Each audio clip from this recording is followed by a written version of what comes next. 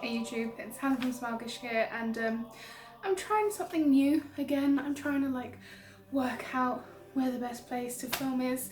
So I thought I'd try a little bit here. I'm sat on my bed, nice and comfy, and I thought I would film a video for you. So I found a really fun little tag video that I thought I would have a go at filming. So yeah, if you'd like to see me doing the Gothic literature tag, then please do continue to watch. But first, subscribe by hitting that big red button down below, because I'd really love it if you came to join me.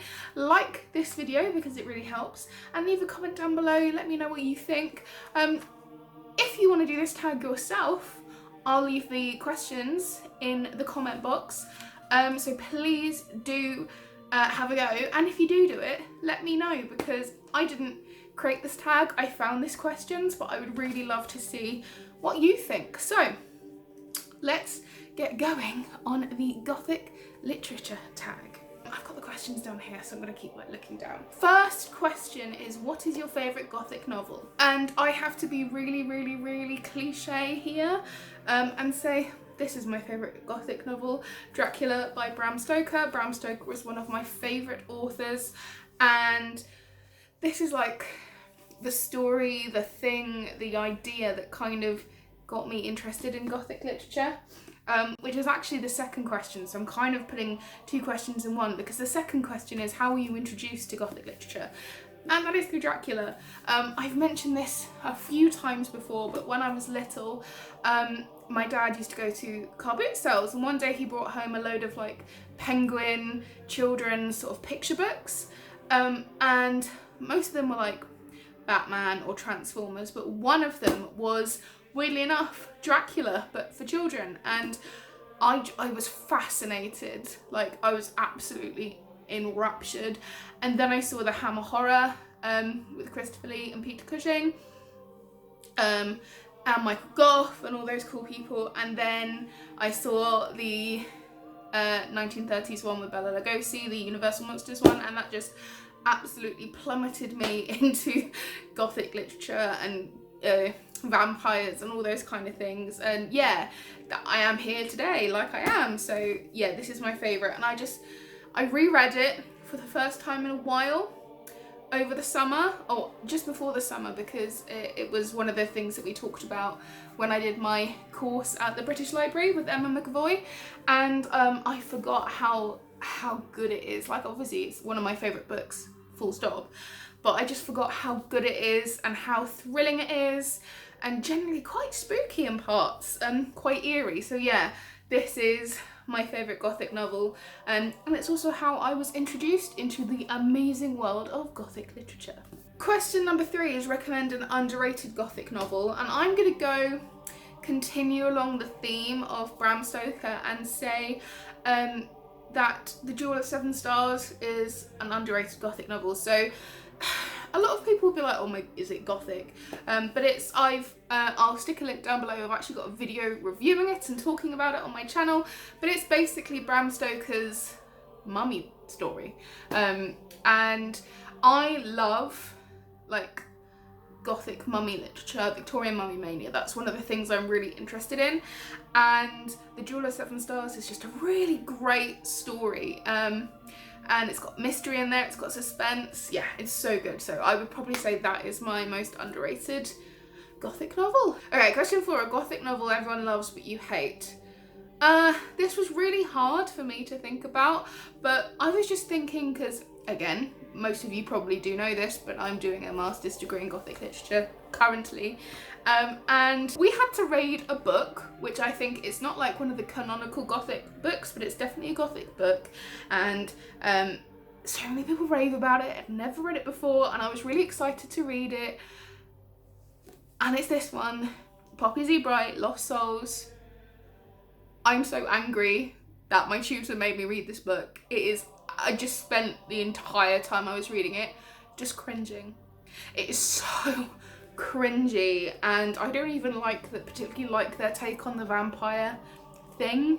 So yeah, this is definitely a book that everyone else that I've seen reading it like had loved it, and it was on my to read list long before I did the degree, and just I hated it. Hated it every single second, every single word I had to read, and I can't wait for our seminar on it because then I never have to think about it again. Question 5, what is your favourite trope in Gothic literature?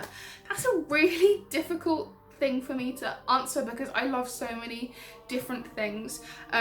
One of my main sort of academic interests is like toxic masculinity and how Gothic masculinities are created and formed within Gothic texts.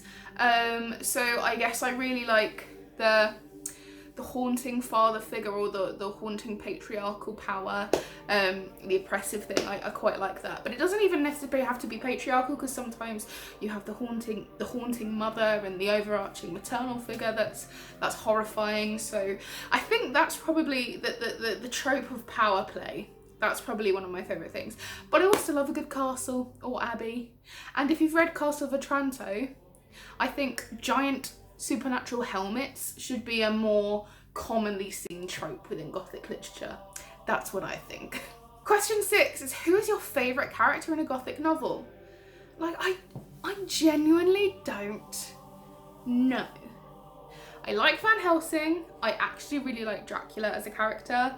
I love the creature from Frankenstein. I think he has such an amazingly interesting character, the way Shelley writes him and the questions she makes him answer. I like Hester Prynne from The Scarlet Letter. I love the narrator from The Black Cat because that is so hilarious. Roderick Usher is so cool. I love the narrator from Shadow over Innsmouth. I like the unnamed sort of narrator of The Outsider, because that whole story by Lovecraft is amazing. Jane Eyre, obviously. Rochester is cool. I don't think I could choose one solid favourite character because I'm a character person, so yeah, I don't know.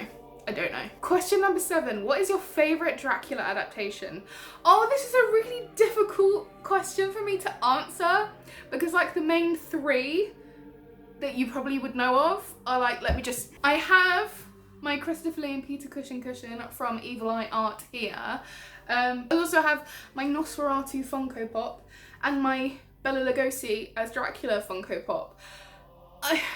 And I also love Bram Stoker's Dracula because I actually think apart from Keanu Reeves' accent, that's a really good adaptation of the novel. And it's not a straight up adaptation, but Richard Roxburgh as Dracula in Van Helsing is just one of the best. So I really don't know what my favourite adaptation is. I absolutely love them all. I don't know. I can't answer that question. Question 8, what's your favourite Frankenstein movie adaptation? Again, that's a really difficult question for me to answer because I love the original Frankenstein and Bride of Frankenstein. Bride of Frankenstein is one of my favourite movies of all time. So I probably would say that, although I will say Mary Shelley's Frankenstein, which is the one that Kenneth Branagh directed and starred in, is actually really good.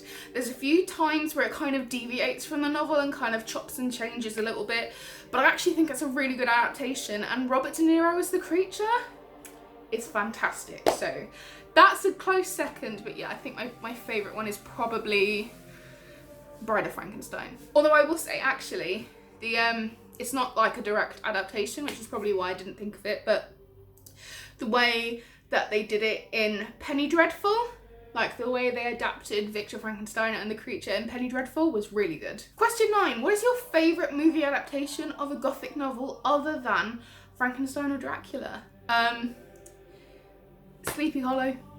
Tim Burton's Sleepy Hollow adaptation of Washington Irving's The Legend of Sleepy Hollow it will always be one of my favourite favourite films, full stop. My tattooer, Sophie Anderson, has just released a load of Flash, and obviously I'm 400 miles away, but she's released a Flash design which is Sleepy Hollow themed. It's got the red cardinal, and then in the background it's got the Tree of the Dead, and I'm really tempted to say to her, look, I'll be home here, can I have the tattoo please? But I can't afford it. So yeah, Sleepy Hollow. And I think the way that Tim Burton the colour scheme and Danny Elfman's soundtrack is just a phenomenal film. And the final question, wow, we've raced through this. What movie do you want to see, what Gothic novel do you want to see made into a movie? That's a really interesting question. I mean, there's I think it's The Colour Out of Space adaptation, which is a Lovecraft story starring Nicolas Cage, that's just coming out. And even though part of me is like, Nicolas Cage, the trailers and stuff actually look pretty good. So I would have said Lovecraft, but it looks like there is actually a really good Lovecraft adaptation coming out. And a lot of people don't count it, but there's some really good Lovecraftian like video games and stuff. What novel would I want them to be a movie adaptation? I mean, Jewel of the Seven Stars would be great. The Lair of the White Worm, like some of Bram Stoker's other things would be really nice to be adapted. Thinking. It would be actually really fun for somebody to adapt The Monk. I would really love to see what a modern filmmaker would do with Matthew Lewis's The Monk. So actually, yeah, I'm gonna say my answer to the 10th question, I'd love to see Matthew Lewis's The Monk being made into a film. So those are my answers to the 10 Gothic novel or Gothic literature tag questions. I hope you enjoyed this video. Let me know down below what you think of my answers. Do you agree with me? Do you differ? Do you really disagree with me? Let me know. And yeah, thank you very much for watching. I'll see you in my next video.